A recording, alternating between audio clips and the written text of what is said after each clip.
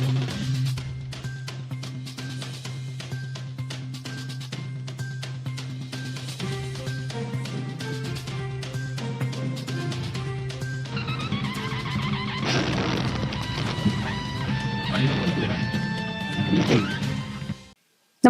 आपण पाहता हिरकणी न्यूज.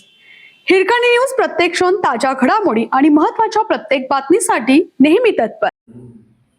एकाच घरात राहायचे, एकाच ताटात जेवायचे, पण किरकोळ वाद झाला आणि मित्रानेच घात केला. नेमकं काय घडलं? पुण्यात किरकोळ कारणावरून होणाऱ्या गुन्ह्यांच्या घटना वाढत असतानाच आणखीन एक धक्कादायक प्रकार समोर आला आहे. मोबाईल चोरीचा संशय घेत 42 वर्षीय व्यक्तीची बेदम मारहाण करून हत्या करण्यात आल्याची घटना मोई गावातील गुरुकृपा हाऊसिंग सोसायटी परिसरात घडली आहे.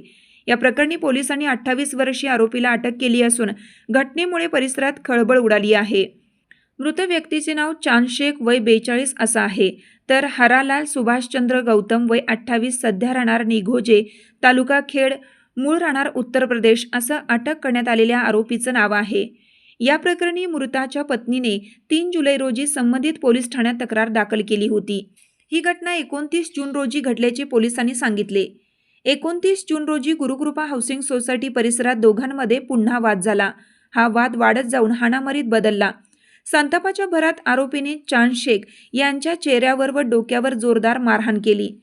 गंभीर दुखापत झाल्याने चांद शेख यांचा घटनास्थळीच मृत्यू झाला. घटना घडल्यानंतर आरोपी तेथून पळून गेला.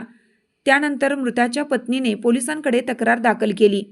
पोलिसांनी तांत्रिक तपास आणि इतर माहितीच्या आधारे आरोपीचा शोध घेत निघोजे परिसरातून त्याला अटक केली आहे.